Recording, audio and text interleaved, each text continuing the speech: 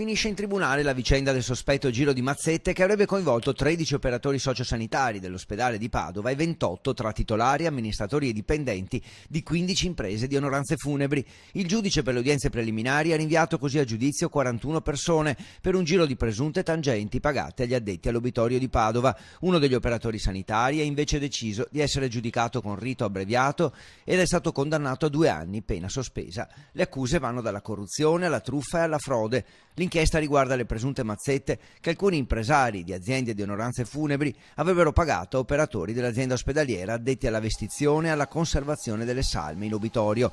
I reati sarebbero stati commessi tra il marzo del 2014 e il dicembre del 2015 e secondo le indagini i titolari delle pompe funebri pagavano in contanti mazzette da 30 a 40 euro agli operatori per avere un trattamento di favore sulla conservazione delle salme senza pagare il ticket all'ospedale. La difesa di alcuni imprenditori punta sulla coercizione imposta da un ricatto. Per chi non accettava ci sarebbero state ritorsioni. La salma dell'onoranza che non pagava veniva tenuta fuori dalle celle frigorifere anche per giorni, venendo presentata così alla famiglia in condizioni devastanti. Il dibattimento inizierà il prossimo autunno.